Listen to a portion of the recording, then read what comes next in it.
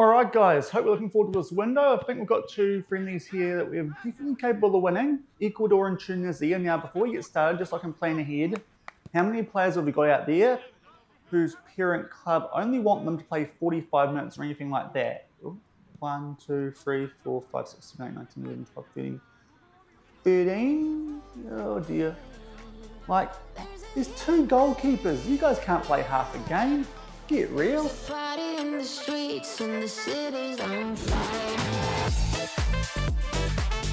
Hello everyone and welcome to episode number 69 of the New Zealand Builder Nation here on Shaun Does FM with both the All Whites and with Cashmere Technical. And coming today, we've got games with both of those teams. First up, going to play our second friendly in the March/April 2031 window where we do take on Tunisia. And off the back of that, going to switch to Cashmere Technical mode and get through the quarterfinals of the OFC Champions League where we take on AS Venus. So if you're looking forward to that coming up in today's episode, then do remember to go down below, leave a thumbs up on the video, and if you haven't done so already and are enjoying the series here on the channel, also consider hitting that subscribe button and turning that notification bell on as well. It is greatly appreciated, but I did mention we might come back for a friendly in yesterday's episode. We did make our way through the group stages of the 2031 OFC Champions League with Cashmere Technical. Also ran through our transfers that we did do going in to this new season. So if you missed that one, I'll leave a link to it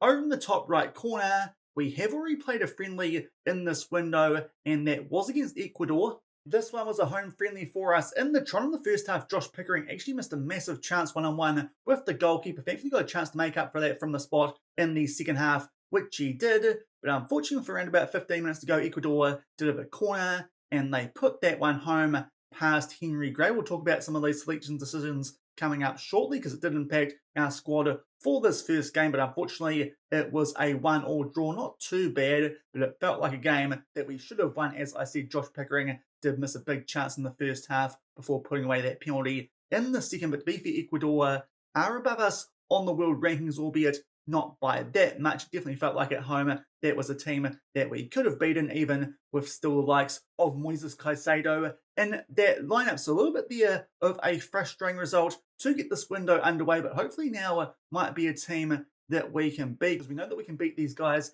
as we did it back at the 2026 World Cup. A 1-0 win, I think it was from memory. Indeed it was. That was in our very first game in the World Cup here with the All Whites. We were dominant in that game, couldn't quite put them to bed, but I think these days our squad here with New Zealand is a lot stronger, so hopefully can pick up yet another win against Tunisia, who are pretty similar in terms of rankings to Ecuador, who we just took on. But to be fair, this one is away from home, so we are going to do a bus trip before we get stuck into this game. But before we do get stuck into this one, also just going to run through our squad a little bit. As you can see, they actually come to this one off the back of a loss to Spain, so hopefully their confidence is quite low. One injury concern we did have coming in to this window, that was that Simon Curtis, he was injured. So I decided to select Jesper Sanderson, a player who our scouts for the national team actually didn't know everything about. Took a risk, just thought he might be better than someone like Finn Surman. As it turns out, he's not, but he's got decent jumping reach. Hopefully we won't have to use him, because he's actually quite a fair way down the pecking order now that we've selected him, and I can see all of his attributes, but hopefully he won't actually make his way onto the field, but just making sure he represents us and not Sweden. But maybe that was not the best idea. He's not even as good as some players like Jordan Courtney Perkins. So fair to say he's a fair way down the pecking order here with the All Whites. But probably more importantly, going into this window, we have a lot of players. I probably exaggerated it in the intro. I think I said 13 or something, limited to 45 minutes. But to be fair, it's not far off. Alex Paulson, Tyler Binden, Louis Evans, Marco Stamenak, George McDonald, Billy Demeter, Martin Darman, Ryan Billingsley, Jay Herdman, all limited to 45 minutes for this international window. A bit funny that there's two goalkeepers. Not too sure what sort of club expects us to only play a goalkeeper for 45 minutes. But off the back of that frustrating result against Ecuador, I'm just going to ignore those instructions if things are a bit close in this upcoming game. I'm going to try and put out here what's pretty close to our best available 11 for this game. Michael Cornelius Beale, not quite on a full green heart, so Marco Stamanic will start over him, and also Victor Sono over Martin Damon, seeing as he's not quite on a full green hat either. But apart from that, that's our best 11. Got the likes back in for this game of Alex Paulson in goal. Hopefully he'll prove a bit of an improvement over someone like Henry Gray from the Ecuador game, but hopefully can beat Tunisia, and that might just see us make our way back up into the top 40. We did actually slip down off the back of that window against South Korea and Australia. For some reason, other teams around the world got to play friendlies while we couldn't, so we slipped down the rankings just a little bit. So hopefully a win here might put us back into the top 40, and hopefully if we can stay there long enough, that might help improve our youth rating, which would be very useful indeed for the youth intakes, in particular at the A-League clubs in the Wellington Phoenix, and of course our former club in AFC Auckland. But it's time now to get stuck into this game against Tunisia, albeit before that, it's time for a bus trip.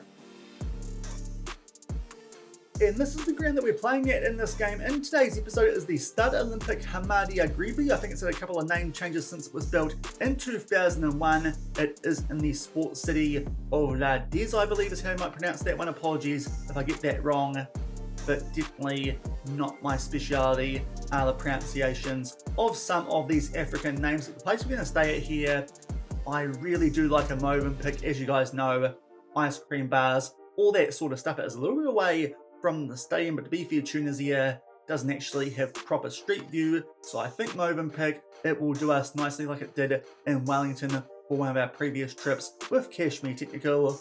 All the rooms sound good, but really, we're there for the food, chocolate hour, all that sort of stuff. So we're going to stay there at the Movenpick Hotel du Lac Tunis, which I presume means of Tunisia, so I can load up on sweet sugary things before the game like we did before, as I said, at Cashmere Technical. Maybe even this one might be a bit nicer than the one here in New Zealand. In terms of the trip to the stadium, it is a 22-minute drive, 24 kilometres. As I said though, no street view, at least in terms of a consistent one, so it does mean you have to do a bit of an aerial view for this bus trip. To be fair, it might mean this one not quite as long and tiring as some of my other bus trips. There's where we're staying here at the Movenpick Hotel du Lac Tunis. Nearby there's an Italian restaurant, Antony Lac 1. Looks like it's got decent reviews. Also the Porsche destination charging station if you need to charge your electric cars. Not too sure if that's an issue for us, but that's what's around us here at this hotel. We'll go up a little bit more up the road, just a little bit. There is a coffee shop, I believe, somewhere I spotted earlier, and also we've got clothes for babies in case some of the guys do need to do some shopping while they are over here off the back of that frustrating result that we did have back in the trauma. Go up there and now make our way onto, I believe, the main highway we're going to be taking to the venue for this game that we're about to play. We go past the bus station, which is pretty ironic, but we now make our way down this motorway, down the road a little bit. You start to see we actually go past some football venues, also a beauty salon, but we go past the Lake Club, which looks like more of a restaurant, but apparently it is a soccer field, and also next door to it there is a festival hall called Free Time, but in behind that does look like there's a fair bit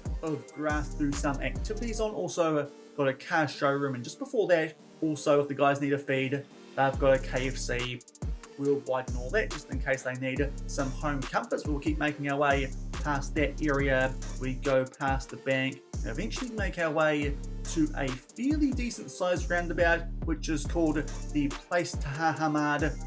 Looks like a fairly solid roundabout. We'll go past that, and also the Acropole Tunis, which does look like it might have been a decent other choice for a hotel, but as I said, bit of a sucker for a Movenpick. But we take a right hand turn at that roundabout and make our way up here. We go past the local post office. Not too sure if any of the guys need to send something back to New Zealand.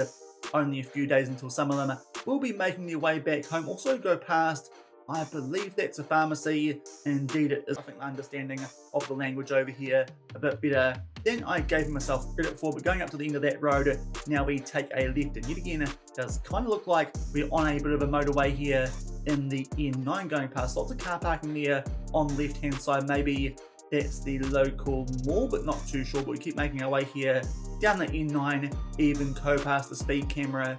Very nice that those are labelled here on Google Maps so you know when to do the speed limit and when you can put the foot down just a little bit more. But keep going here down the N9 past things like the Jaguar and Land Rover showroom. Lots of car stuff here over in Tunisia. We keep going down a bit further past the service station, albeit one that's temporarily closed. We then go past the shopping mall and keep going down this N9 for quite a way. Looks like quite dry landscape there in Tunisia, albeit a little bit of water as well that we do make our way past. Definitely not much going on this next stretch of road as we take a little bit there of a left-hand off-ramp, go past the African Training Centre.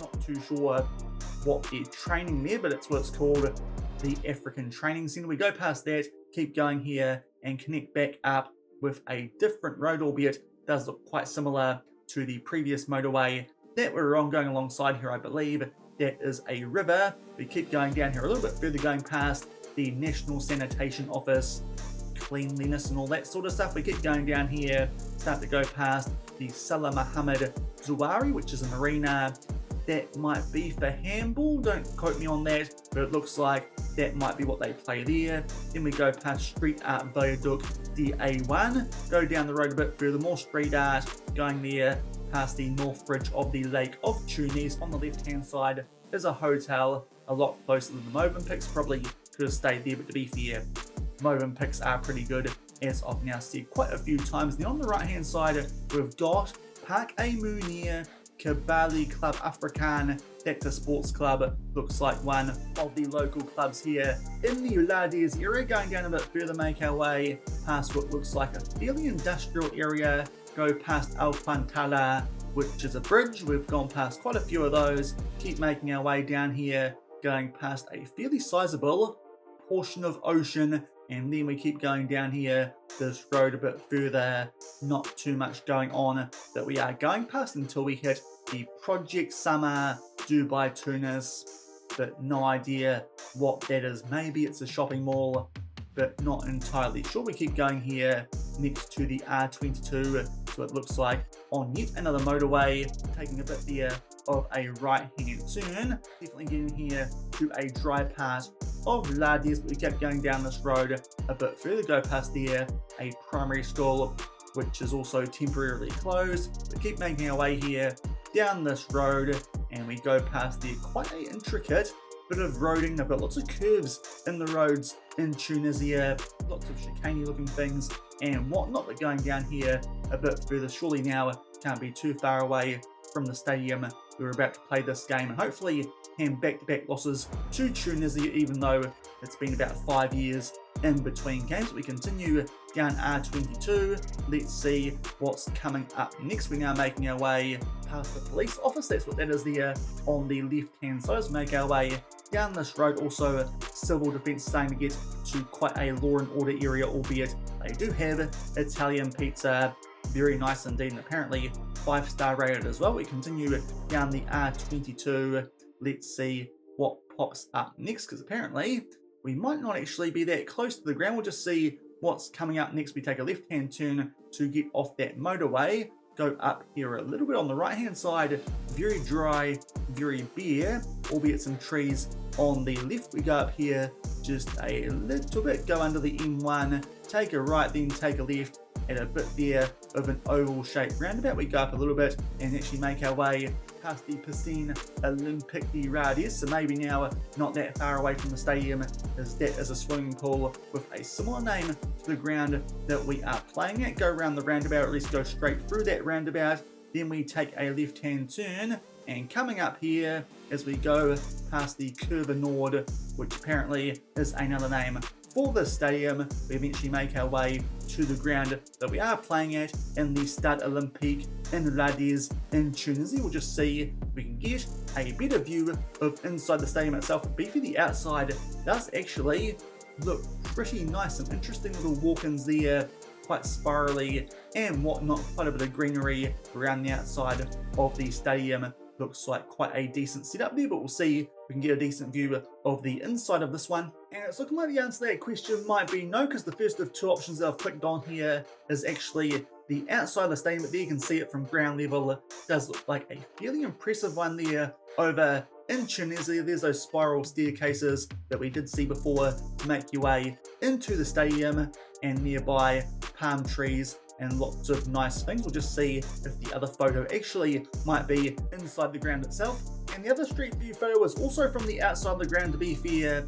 Was pretty average compared to that first one, so I think this is the best option we can get here for a look at the inside of the stadium there in Tunisia. As you can see, it is definitely a bit of an Olympic stadium with a running track around the outside, but decent space there for the football ground, and it does look in fairly good condition as well, so hopefully we can pick up here a win and make it back-to-back ones over Tunisia.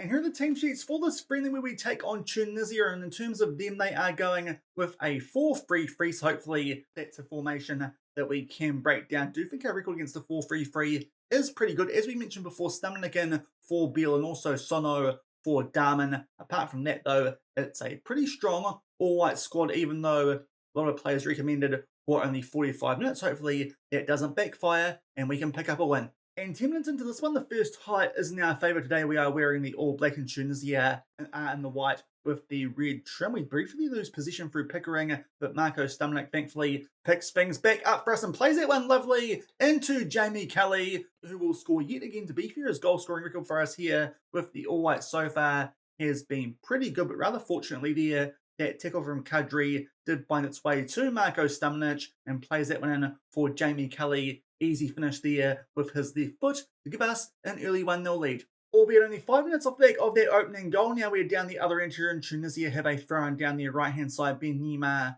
does keep the ball for them, prays that in to Cresto and back to Jabal, and they now look to build some pressure and maybe grab an equaliser nice and early as Isabel makes his way into the box. Lovely ball there for Mohamed Dawi, aka Cresto, who puts that one away past Alex Paulson. Maybe Henry Gray wasn't doing too bad a job in that previous game, but they make it 1-1 fairly short off the back of that opening goal. So unfortunately, don't hold on to a lead for too long in this one. Good finish that one near enough to the top right corner as Tunisia make it 1-1. And about 10 minutes shy of half time, we get the next highlight of this game. So it's been quite a pitch off the back of those opening goals to both teams. To be fair, we're the team on the front foot stats-wise, but unfortunately looks like this highlight yet again might be in favour of the home team. Ben Nima plays that one out, and they now get this to the left-hand side, and there's a lovely finish that from Aziz Abid, just cuts inside there, and does, I think that might have been Libby Kakache, who, to be fair, I don't think it's had that good a start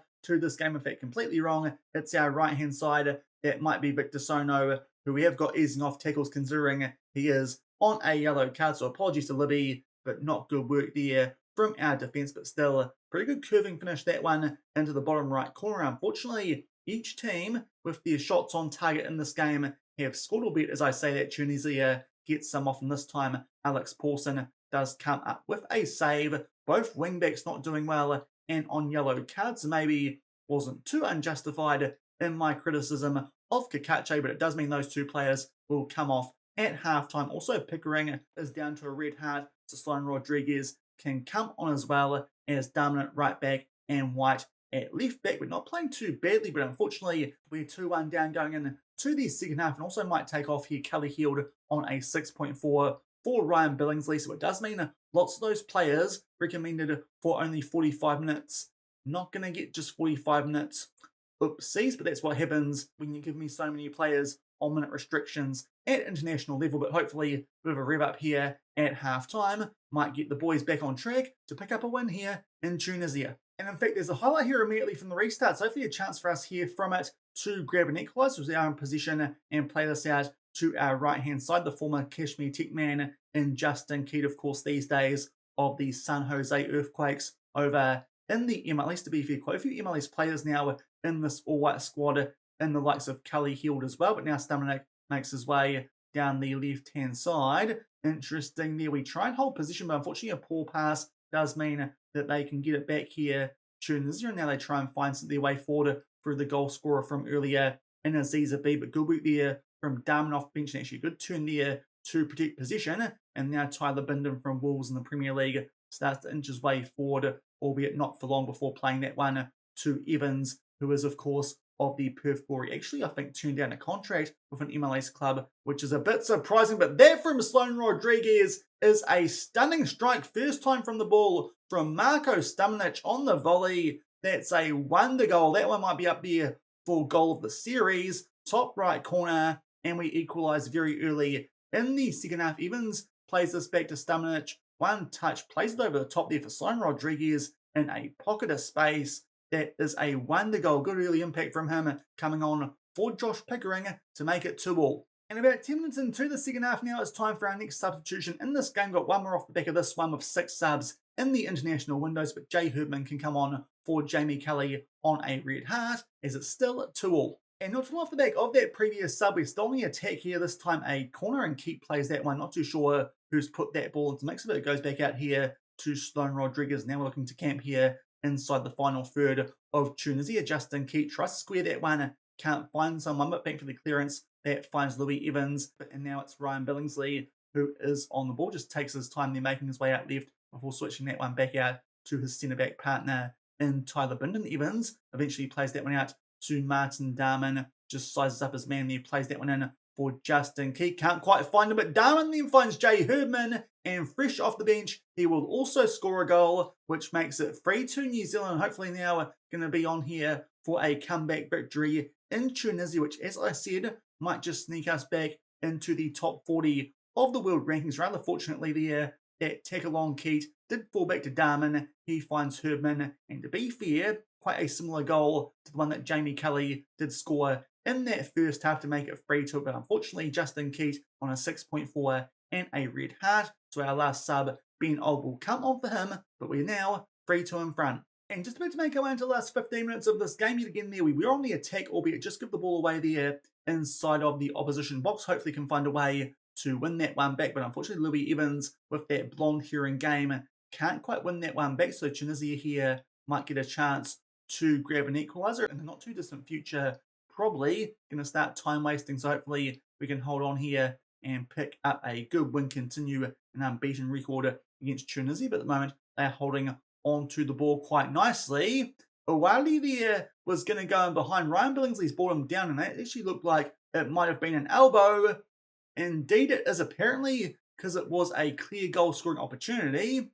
Not too sure about that one, but now got some interesting decisions to make here in terms of what we do with only 10 men for 15 minutes. Marko Stamenic can play centre-back and be fair, one of the better headers in the squad, so he'll go back there. We'll try and put Jay Herdman onto a deep-lying playmaker, maybe on defend instead of support, seeing as we are down to 10 men, albeit he is usually more of an attacking player, so support might not be the worst idea like we usually play with, and also just put him a bit further forward than we usually would with Stamenic as well. And it might be time for us as well to start time wasting with only 10 men, slowing the pace down, and we'll see if that works for these last 15 minutes, as now we've been reduced to 10 men with a 3-2 lead. Albeit only a couple of minutes off the back of that red card, we actually got thrown here inside the final third, so hopefully a chance for us here to grab a cushion goal and maybe pick up a win from this game. Darman there looking for Ben Old inside the box. Unfortunately he can't, but does get the ball back there down our right hand side, but unfortunately lose touch on one of the goal scorers there in a B. Can get that one back a little bit harshly there. Tunisia when the ball back did look there, they just came straight through the back of Herdman, but apparently it's play on. Aziz Abid, he will find there one of his teammates, Idris El Mizwani, will put that one away past Alex Paulson to make it 3-3. And I think now might be a smart idea to just try and hold on and get something from this game. So we'll pull our wingers back. Ben Old, inverted winger, also might try Jay Herdman on defend instead of support. Shaun Rodriguez can just play as a usual winger, but a bit further back than usual. So hopefully don't actually lose this game, because going down to 10 men, that could prove quite costly. As we've just seen there, Abid, nice pass through there to El Manzani. Unfortunately, down there did get caught out just a little bit defensively. 3-3 with only 10 minutes left. And in fact, a highlight for us here down the other end, but unfortunately, poor free kick, and Tunisia can play that one back to the goalkeeper. Jazri is now on the ball, plays it forward down their right-hand side, but good interception there from Adam White, who of course came on at halftime for Kakache, playing poorly, and on a yellow card gets that one back there. And now Herdman, a bit deeper these days now that we're down to 10 men, to Darman. Now Old rather fortunately does get that ball back and curves that one into the left-hand corner, and Ben Old will give us a lead with only 10 men. Now, might be a good idea for us here to go defensive with both our wing backs and also both our wingers as well. We'll get them onto support. We might even try and pull Herdman back, albeit not too natural. So I think that's all we'll do, and also maybe tell George McDonald the players are pressing forward on support, and also just lower the tempo, time waste a little bit more, and even maybe regroup when we've lost position instead of counter press as well. And hopefully that might help us hold on to pick up a 4-3 win, because that could be a big goal from Ben Old. We'll just see the replay before we move on into the last 10 minutes of this game, but that is a really good comeback with only 10 men on the pitch off back of that red card to Ryan Billingsley, apparently for denying a clear one-on-one goal scoring chance. Not too sure about that. Might have been more for an elbow, I thought, but Ben Old there gets that ball back after briefly losing it and curves that one into left-hand corner to make it 4-3. Stats-wise, this game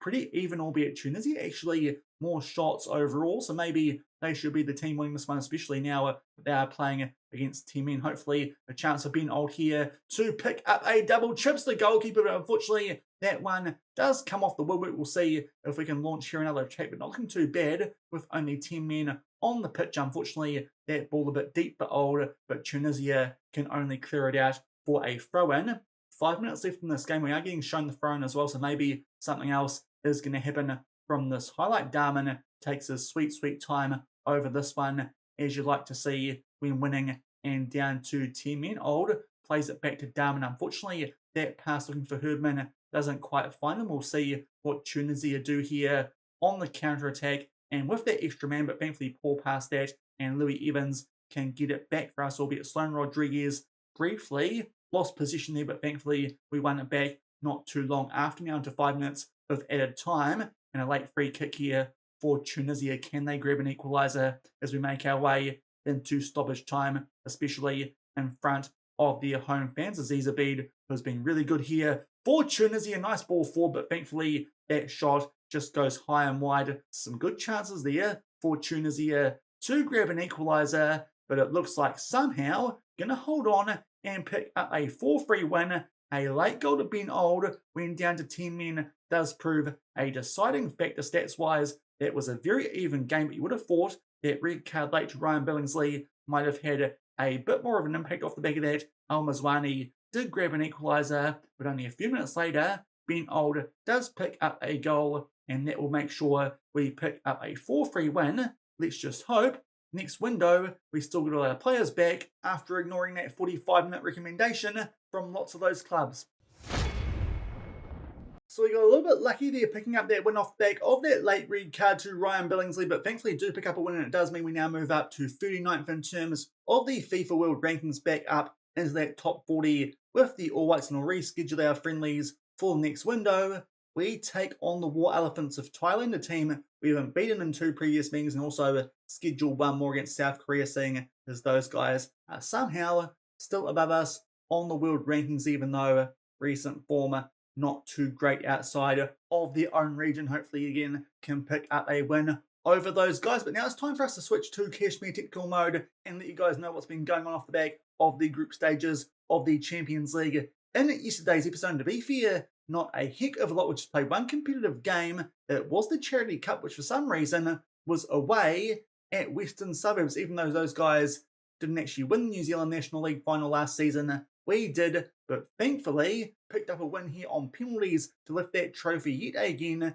2-2 is how this one finished. Western Suburbs did come back twice in this game, which was a bit frustrating both times. It was defensive mistakes, which should allow them to grab equalisers, and after 9 minutes this one went straight to penalties, but thankfully we scored all of ours, and 2 of the efforts did get saved by Josh Hawkins. So thankfully we do lift the Charity Cup. Would have felt a bit harsh if we lost that one, especially as I'm not really too sure why we wouldn't be hosting that game, being the champions of New Zealand, but hopefully that will just give us a bit of an edge before we probably play these guys in the Champions League final later this week. But next up for us, it is time for the quarterfinals of the Champions League. Hopefully just one leg is all we need to wrap this one up, especially as this first leg is at the GMP. We're going to be taking on here AS Venus from Tahiti. These guys finished second in the group behind Western Suburbs. So you'd like to think this is a team that we should be beating fairly comfortably, especially over 2 legs,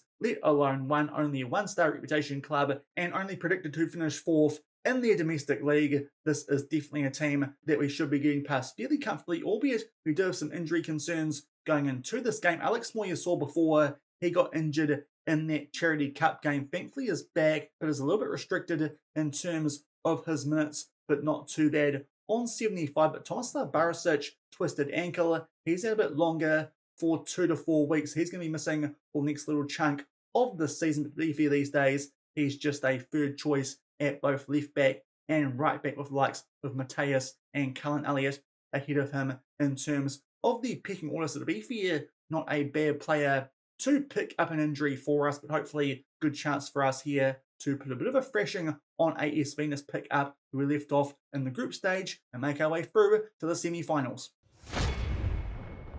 And here are the team sheets for the first leg of this Champions League quarterfinal. We've got a couple of changes because a few players on a heavy workload and also that injury to Morsa Gilbert up front. We've got Walker at right wing, Shusha in the cam, and as well as that, Mateus at left back. Via AS Venus, they are going with a 4-4-2, but definitely a team we should be beating fairly comfortably to go a long way to booking our ticket in the semis. And it hasn't taken long for the first highlight of this game. A corner here at the 5-minute mark. We try and float that one far post. The goalkeeper comes out for it, doesn't get there, and Ollie McGoldrick will score that one. Also not too sure there what Snow was doing, because that wasn't the strongest header from McGoldrick. Usually it's victorious there with those corners that we do put in, but that one is just really poor defensively. Not too sure why they bother with a man on the line if he's not going to do anything, but we take an early 1-0 lead.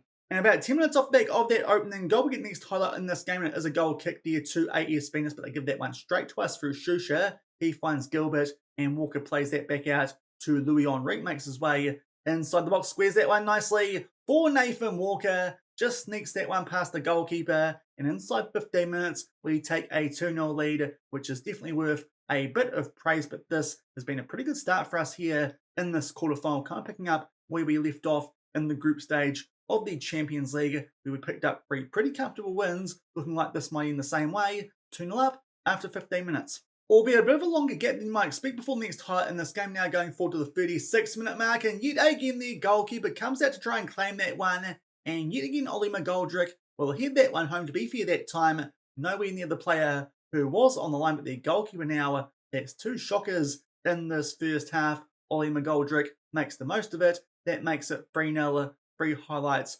4 free goals. Let's see if anything else happens here before half-time. Actually, might be a chance here for AS Venus to work their way back into this game, but good work there as we head that one away. And might be a chance for us here on the counter-attack. Benitez plays that forward to Gilbert. He'll find Shusha, plays it back out to Benitez, 1-on-1 there with the goalkeeper. Unfortunately, that one comes off the post, and then we find Walker. Big chance, but actually a good save there from Williams in goal for AS Venus. He does quite well there to make sure it's not 4-0, making up for those errors from those previous 2 corners. And this time, Victoros can't quite hit the target. Should really be looking for McGoldrick to get a hat-trick. Maybe that will come from this highlight. AS Venus will pump that one deep. Josh Hawkins can just flop on the ground and waste a bit of time, but already looking quite strong here to pick up a dominant win, which should take us a long way towards stealing our place in the semis. The second leg coming up, but you'd imagine the result would be pretty similar. Louis Henrique plays a nice ball forward there to Walker, 1-on-1,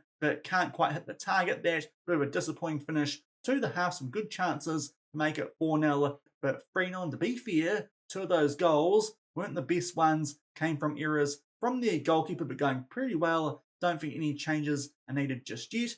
3-0 at half-time in the first leg of this Champions League quarterfinal. And a little bit surprisingly, just about to make our way into the last 20 minutes of this game, there's been no highlights so far in this second half. It might be time for us here to take some players off, so those players coming off the bench can get some ranks. So first off, we'll take off Benitez, not on a green rating. Coming on for him, we will bring on Luis Rodriguez. Also, let's take off, we'll just go back a little bit more, Dirty Radom on a 6.8 for Tristan Turner. Also, we have got at left back Mateus only on a 6.9 Xavier Smith can come on for him. We've got Tsukamoto on a 6.8, Michael Nielsen for him. We've got one more sub we can make. We might take off Ahmed Shusha, get some game time into Lorenzo Johnson, usually a first teamer, but at the moment quite injury prone. Let's see if a bit of game time might help him out. That's all our subs used with 20 minutes left, but still only 3-0 in front. And we make our way into the last 5 minutes of this game. The second half's been up to absolutely nothing, which is very disappointing indeed. Was hoping we'd actually score a few more goals in this and put this one to people. Try and go attacking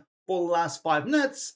It kind of pays off a free kick to be if you're not too sure if the attacking mentality did actually get through in time for that highlight. But Georgios Victoros, it's another headed goal for us in this first leg. That makes it 4-0 and should probably put this tight a bit. Victoros there goes across the face of goal, and thankfully that time we do hit the target. McGoldrick not quite in the right place for that one, so can't pick up his hat-trick, but thankfully we match our XG and do pick up a 4-0 win. I think that should pretty much put the title. We'll come back shortly and reveal the result from the second leg before seeing who we play in the semi-finals in tomorrow's episode. But a good solid win there, albeit quite a few of those goals did come from set piece, which is not what you'd expect against the team from Tahiti, but thankfully we pick up a pretty comfortable first leg win, 4-0 over AS Venus.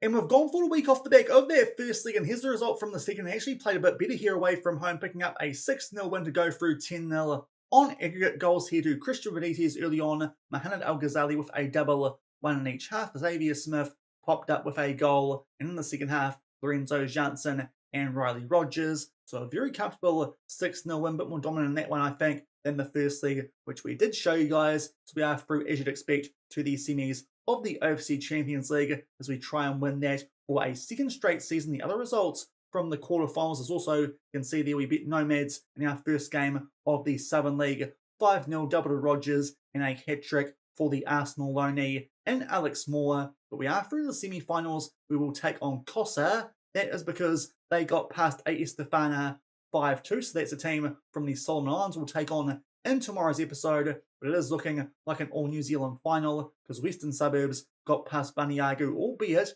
0-0 draw in the second leg, but surprising there that they'll take on AS Magenta from New Caledonia. So you think going to be setting up here for an all-New Zealand final in this 2031 OFC Champions League. We'll take on Kosa in tomorrow's episode, even if it's just the one leg. Another one-star reputation club, and these guys currently find themselves 5th in the Solomon Islands League. So to be fair, not doing too well, actually a team lower than Waniagu, who we beat in the group stage. So you'd like to think we'd be making our way quite comfortably through to that final of the OFC Champions League. But that will do it for today's episode. Quite an interesting win there over Tunisia with the All Whites, with that red card late on, and also going through there to the semis of the OFC Champions League. If you enjoyed today's episode, then do remember to go down below, leave a thumbs up on the video, and if you haven't done so already and are enjoying the series here on the channel, also consider hitting that subscribe button and turning that notification bell on as well. As I said, we'll come back tomorrow. We'll do at least a part of this OFC Champions League semi-final against Costa, depending if we can put it to bed in the first league. If we can, might come back for a Southern League game. If not, we'll show you guys both legs, and that should set up a final where we take on Western Suburbs. But tomorrow we'll come back for the Champions League semis. So until then, thank you very much for watching. Keep on keeping on, and I'll see you then. Cheers.